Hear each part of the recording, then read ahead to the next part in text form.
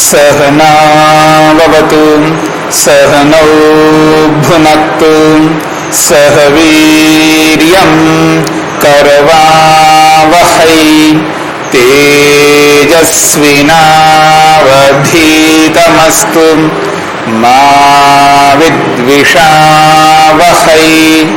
ओम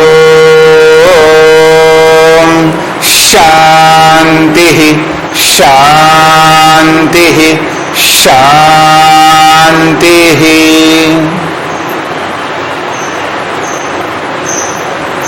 न्याय दर्शन की 97वीं कक्षा है।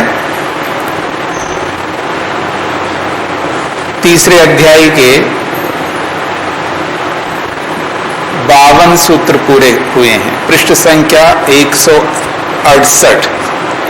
प्रसंग चल रहा है, शरीर में इंद्रियां अनेक है या केवल एक ही इंद्रिय है, ये प्रश्न है।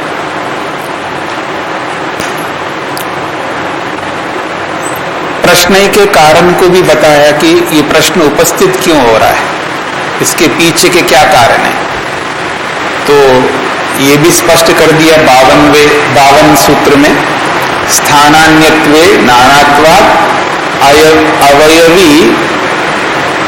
अवयवी नाना स्थानत्वाच्च। अलग अलग स्थानों में दिखाई देते हैं, अलग अलग पदार्थ अलग अलग स्थानों में होते हैं, तो अलग अलग स्थानों में रहने वाले अलग अलग पदार्थ होते हैं, ये प्रत्यक्ष दिखाई देता है। और अनेक अवयवों में एक अवयवी का होना भी दिखाई देता है, इससे संशय होता है। शरीर में, एक ही शरीर में, या यूं कहिएगा अलग अलग गोलकों में रहने वाला अवयवी एक ही शरीर है। शरीर के अलग अलग अंगों में रहने वाला एक ही अवयवी शरीर है। तो ऐसा क्यों ना माना जाए, तो ये जो अलग अलग जिनको आप इंद्रिय मानते हो, इन अलग अलग स्थानों में एक ही इंद्रिय है, ऐसा क्यों ना माना जाए।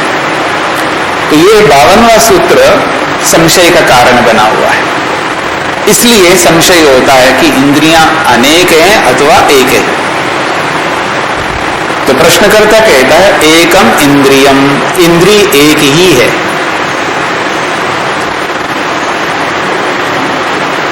ये कल तक का प्रसंग था।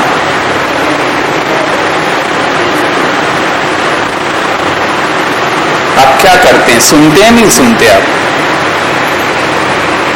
अभी आपने सुना है नहीं सुना, ये बताइए। तो आपको क्या परेशानी हो रही है? माइक लीजिएगा।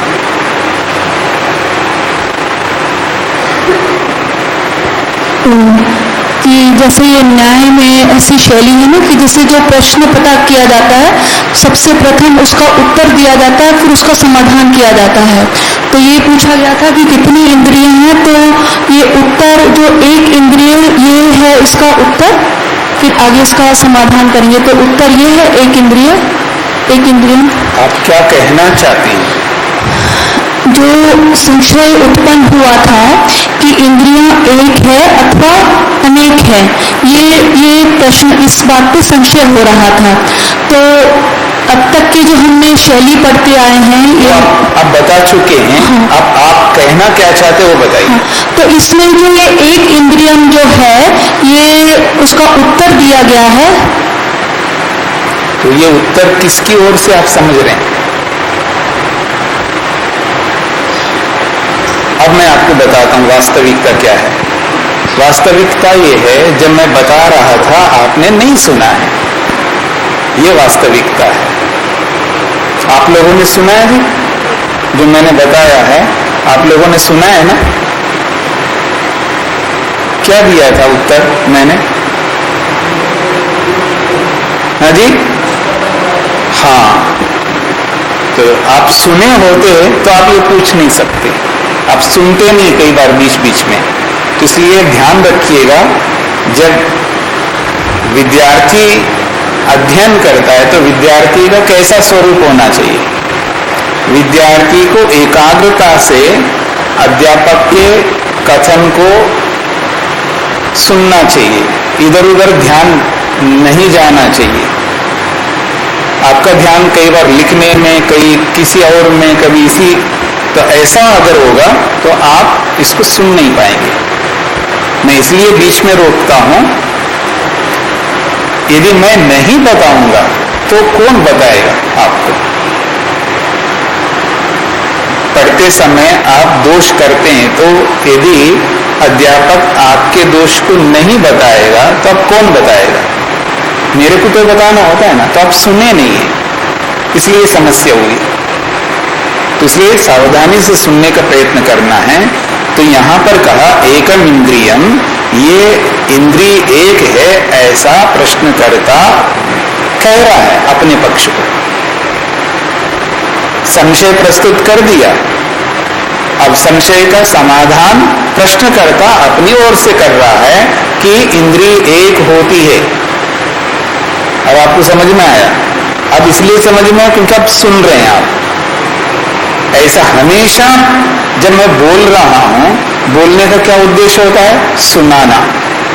और सुनने वाले नहीं सुनते हैं तो सुनाने वाले के प्रति आप क्या भाव रखते हैं इसका पता लगता है। इस बात को समझने का प्रयत्न करना। चाहे मां सुना रही है या पिता सुनाता है, या पति सुना रहा है या पत्नी सुना रही है, सुनाने वाले सभी है, सब लोग सुनाते हैं। जब जब सुनाने वालों की बारी आती है, जब वो सुनाते हैं, वो सुनाने वाले कोई भी हो सकते हैं। जो हमारे संबंध बने हुए हैं, जितने भी संबंध आप समझते हैं, उन संबंधों में जो भी सुनाने वाले सुनाते हैं, और जो सुनने वाले होते हैं उनको सुनना चाहिए। अगर उनके सामने रहते भी सुनते नहीं है सुनने वाले, तो सुनाने वाले का अनादर कर रहे हैं, ये धर्म कहता है। और इसी को अधर्म कहते हैं जब हम ऐसा करते हैं। तो ये बातें सबको ध्यान में रखना है। सबको का मतलब सभी को, जितने भी सुनाने वाले हैं उनको और जितने भी सुनने वाले उनको, क्योंकि सुनाने वाले भी सुनते हैं और सुनने वाले भी सुनाते हैं, अलग अलग विषयों में, अलग अलग स्थानों पर। तो सभी को इस बात का ध्यान रखना है, तो कोई समस्या नहीं आएगी। तो एकम इंद्रियम, प्रश्नकर्ता इंद्रिय अनेक नहीं मानता हुआ एक ही इंद्रिय ये प्रस्तुत कर रहा है। और हेतु क्या देता है? त्वग अव्यतिरेकात्, एक ही मात्र त्वचा इंद्रिय है, अलग अलग इंद्रियां नहीं है। और अव्यतिरेकात्, अव्यतिरेकात् का मतलब है त्वचा ऐसी है जो पूरे शरीर में फैली हुई है। सभी इंद्रियों का त्वचा से अलग ना होना है। यहाँ पर अव्यतिरेकात् का मतलब है जितने भी आप गोलक मानते हैं, जितने स्थानों पर आप विषयों का ग्रहण करते हैं, उन सभी ग्रहण करने वाले इंद्रियों का त्वचा से अलग ना होना विद्यमान है। व्यतिरेक का मतलब अलग होना, और अव्यतिरेकात् का मतलब अलग ना होना है। सभी गोलकों में त्वचा इंद्रिय विद्यमान है। अब इंद्रिय में त्वचा विद्यमान है तो उनको इंद्रिय नहीं मानना, बस वो स्थान है। सभी स्थानों में त्वचा इंद्रिय का विद्यमानता है। ये है अव्यतिरेकात्। व्यतिरेक का अर्थ होता है अलग रहना, अर्थात आंख में त्वचा नहीं है, आंख में त्वचा नहीं है ऐसा मान करके चलिए। आंख में त्वचा नहीं है ऐसा मान करके चलिए। नाक में त्वचा नहीं है ऐसा मान करके चलिए। जीवा में त्वचा नहीं है ऐसा मान करके चलिएगा। तो क्या होगा? आंख से रूप का ग्रहण होगा। आंख अलग है, आंख अलग इंद्रिय है। नाक अलग इंद्रिय है, इसलिए नाक से गंध का ही ग्रहण होता है। जीवा जो है अलग इंद्रिय है, इसलिए जीवा से रस का ही ग्रहण होता है।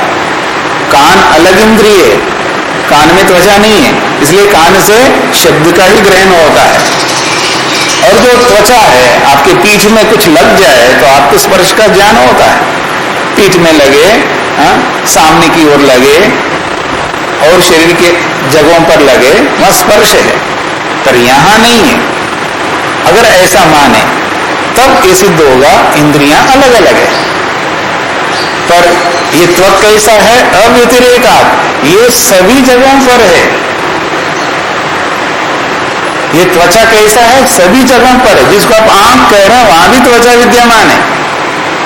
आप उसको आंख कह रहे हैं, हम उसको नहीं कहते आंख, वो त्वचा ही है वास्तव में। ये प्रश्नकर्ता का कथन है। अब आपको स्पष्ट हो गया क्या कहना चाहते हैं? अव्यतिरेक का मतलब है, अव्यतिरेक का मतलब है सब इंद्रियों का या सब इंद्रिय स्थानों का त्वचा से अलग न होना विद्यमान है वहां पर। अर्थात त्वचा सब गोलकों से अलग नहीं है, सब जगह विराजमान है। इसलिए त्वचा ही सब कुछ कर रही है, ये प्रश्नकर्ता का कहना है। जब त्वचा ही सब कुछ कर रही है तो एक ही इंद्रिय मानो ना, अलग अलग इंद्रिय क्यों मानती हो? ये प्रश्नकर्ता का कहना है। ये स्पष्ट हो गई? त्वग एकम इंद्रियम इत्याह, हम ये मानते हैं, हमारा ये सिद्धांत है, त्वचा ही एकमात्र इंद्रिय है। अब त्वचा ही एकमात्र इंद्रिय कह रहे हो, कस्मात क्यों ऐसा कह रहे हो? तो कहता है वो अव्यतिरेकात्, त्वचा इंद्रियां सब स्थानों में विराजमान होने से। कोई ऐसा स्थान नहीं है जहां त्वचा ना हो। व्यतिरेक का मतलब अलग, त्वचा इंद्रिय अलग ना होने से, अर्थात त्वचा इंद्रिय सब जगह विराजमान होने से, यह है अव्यतिरेक का अर्थ। इसी बात को स्पष्ट कर रहे हैं, न त्वचा किंचित, यहां इकार को हटा दीजिएगा, किंचित के बाद में अनिंद्रियाधिष्ठान, दी में जो इकार है उसको हटाना है आपको। न त्वचा किंचित में जो इकार है उसको हटाएंगे तो क्या बनेगा? किंचित अनिंद्रियाधिष्ठान, ऐसा बनेगा। तो न त्वचा किंचित अनिंद्रियाधिष्ठानम न प्राप्तम, कहते हैं त्वचा, त्वचा क्या है? ये तृतीय विभक्ति का एक वचन। त्वचा से किंचित, कोई भी इंद्रिय अधिष्ठान, जिसको आप इंद्रिय कह रहे हो, गोलक कह रहे हो, उस गोलक का त्वचा से, यानी त्वचा इंद्रिय से रहित कोई भी गोलक विद्यमान नहीं है।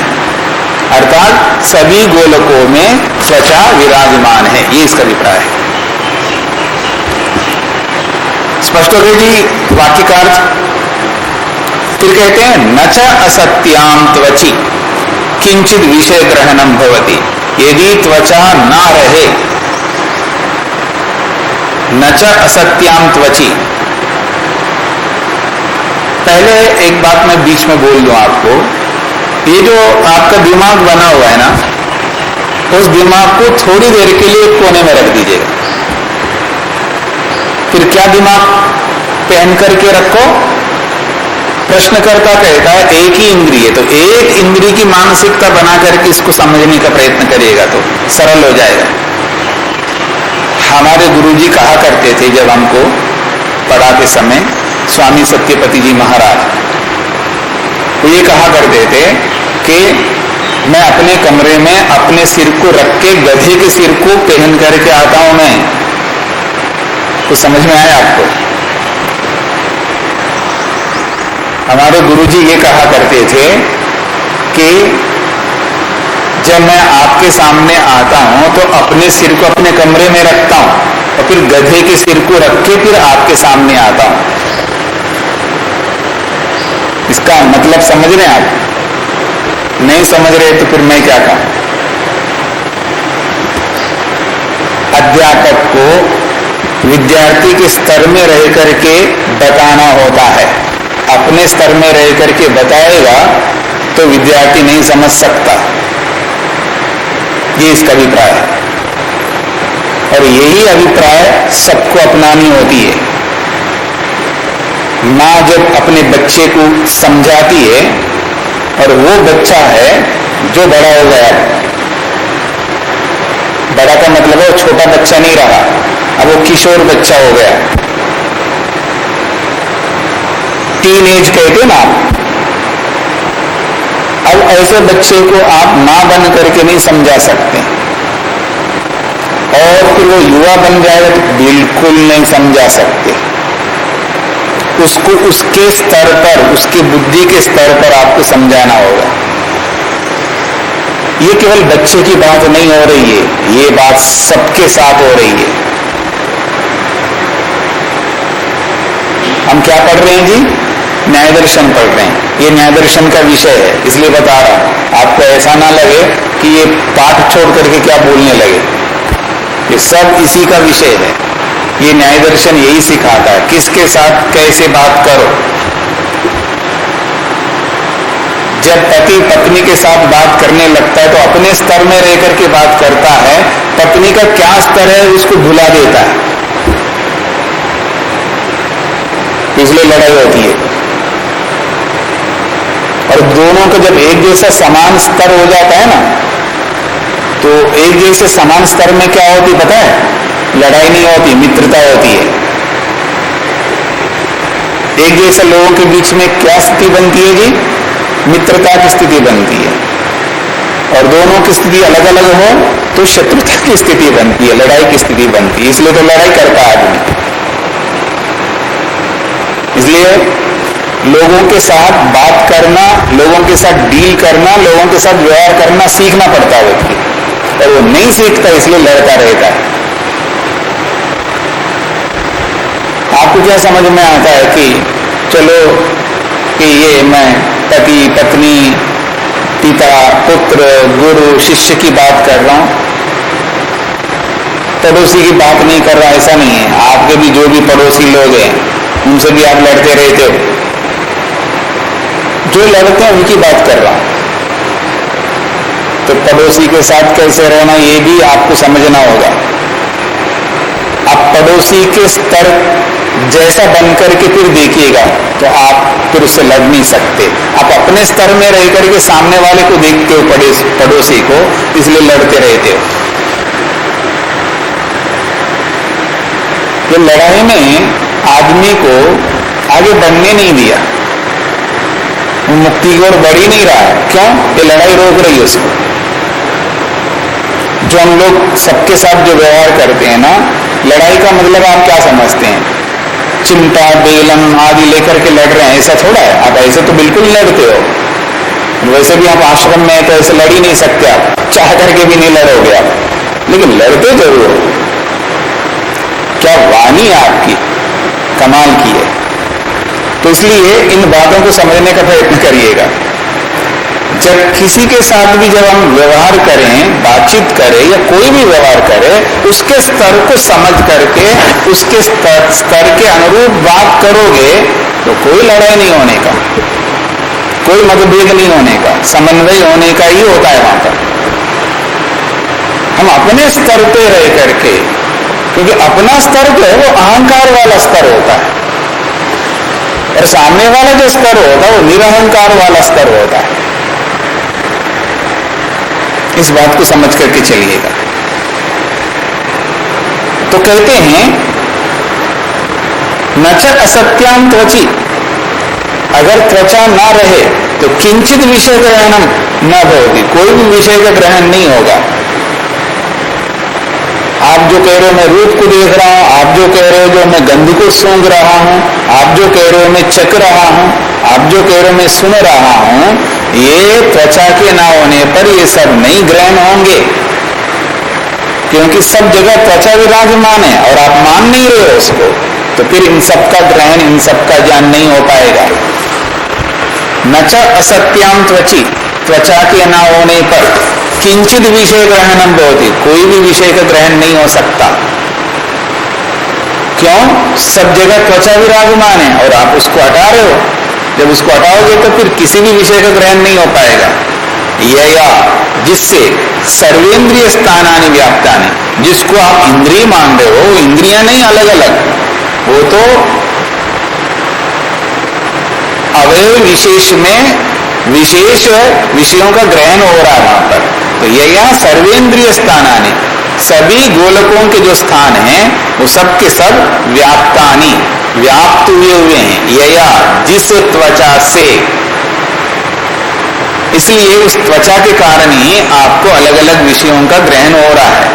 यस्यां च सत्यां विषय ग्रहणम भवति, जिस त्वचा के होने पर आपको विषयों का ग्रहण हो रहा है, सातु त्वग एकम, और वो त्वचा अनेक नहीं है, वो त्वचा एक ही है। इसलिए हमारा सिद्धांत है एक ही इंद्रिय है। स्पष्ट हो गया?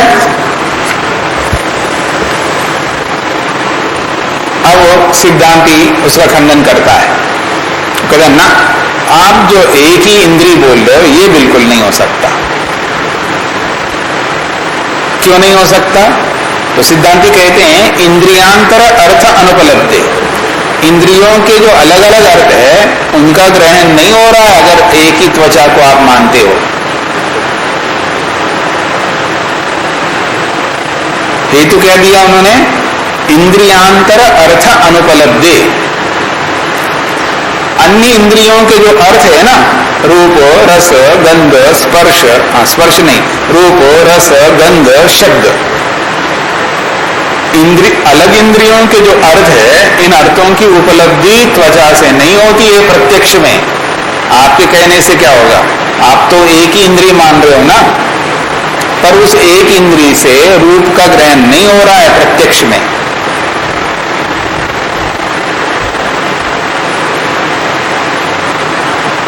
पकड़ में नहीं आया? अभी पकड़ में आएगा, देखना।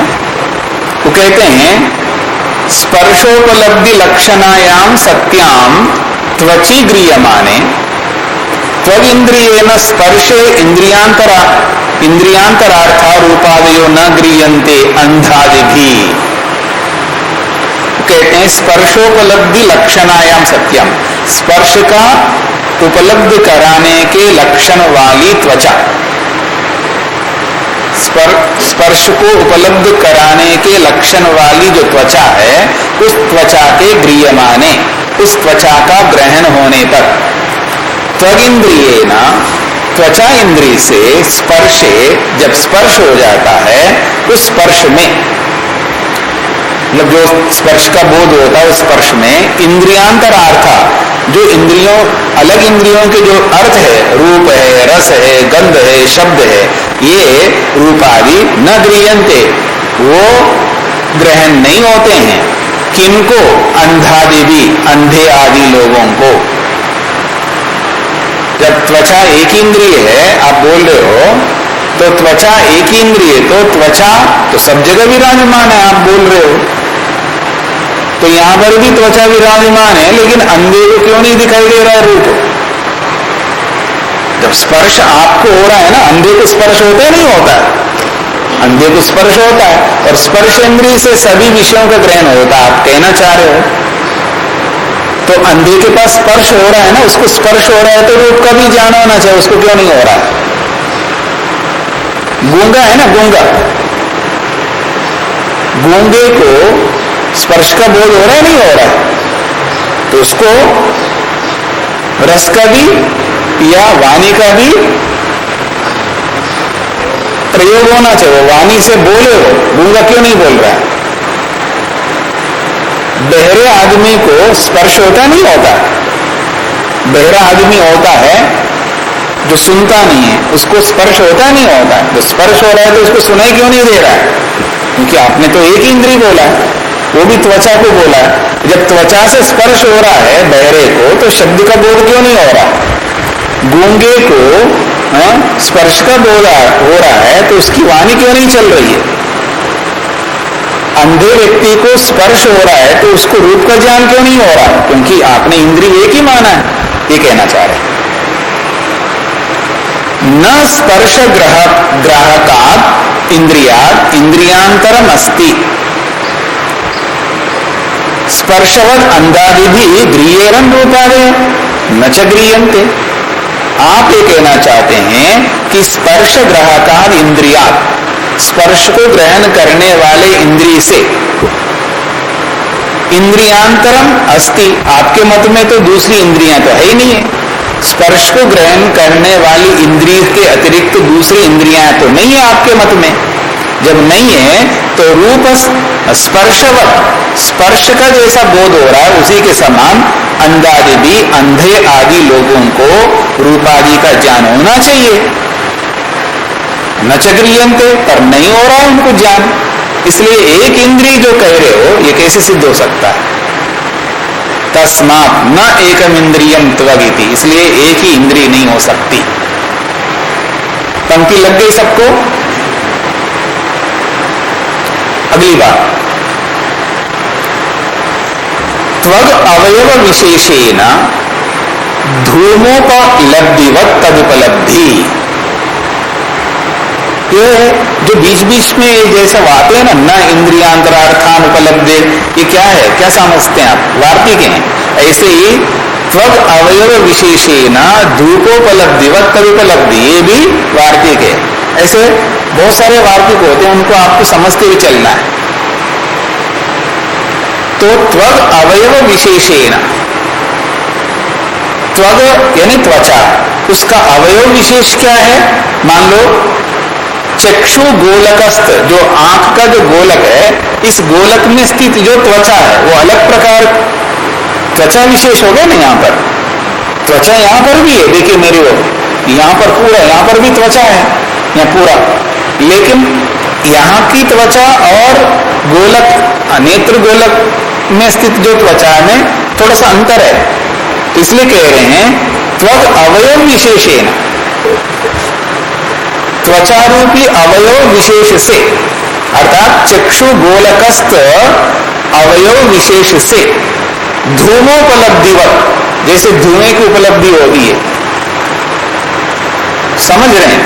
मेरी ओर देखिएगा, धुआं निकल के आ रही है और आंख में लगती है ना, परेशानी होती नहीं होती आपको? इसलिए तो आप धुएं से दूर होना चाहते हो। जैसे चक्षु गोलकस्थ त्वचा को धुएं की उपलब्धि हो रही है, और जगह तो कुछ फर्क ही नहीं पड़ता है। मान लीजिए आप आंखें बंद कर लिए, आंख खुले ही नहीं, आपके आंखें बंद है, फिर धुएं वाले स्थान में आपको रखते हैं, धुआं तो सब शरीर में लगता है, आपको कोई परेशानी नहीं होती है। होती है क्या? नहीं होती है।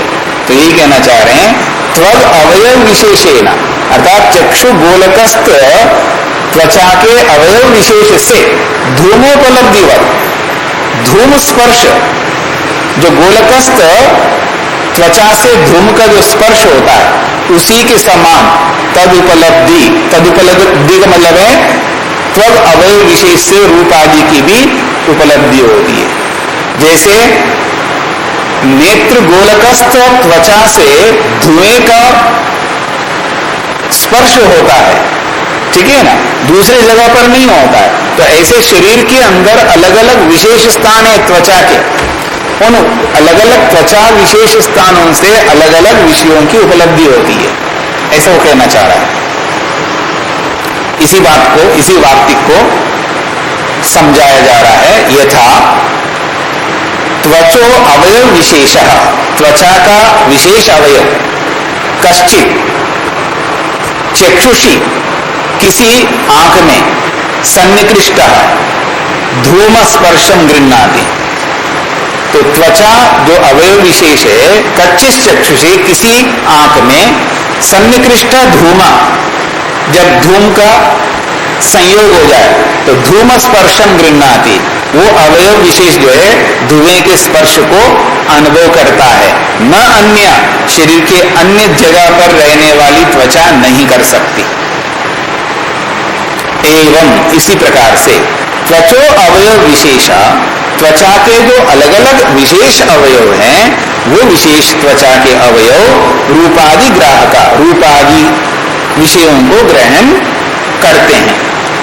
तेषाम उपघातात्, और यदि उनमें जब उपघात हो जाए, उनमें कमी आ जाए, उन गोलकों में अंधादि न गृह्यन्ते, इसलिए उन अंधादि लोगों को गृहीत नहीं होते। हाँ, ये पूर्व पक्ष कहना चाह रहा है। ये पूर्व पक्षी कहना चाह रहा है। हो गया स्पष्ट? मैक वो एक शब्द जो कश्चित है ना स्वामी, वो अवयव विशेष के साथ विशेषण मतलब मिलनी चाहिए। हाँ तो ठीक है, कोई फर्क नहीं पड़ता। ये वक्ता के अनुसार भी अन्वय होता है, समझ रहे हैं?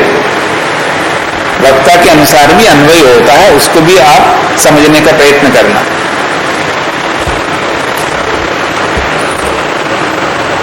ठीक है।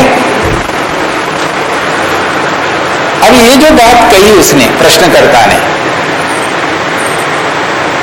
अब ये जो बात वो कह रहा है उसको ये समझ में नहीं आ रहा है जो मैंने प्रतिज्ञा किया है उसी का विरोध कर रहा हूं।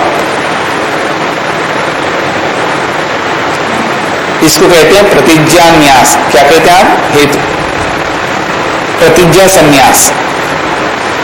जो प्रतिज्ञा करके उसी को छोड़ रहा है, अर्थात प्रतिज्ञा को ही फिर वापस, हेतु को वापस साध्य बना रहा है, ऐसा भी कह सकते हैं।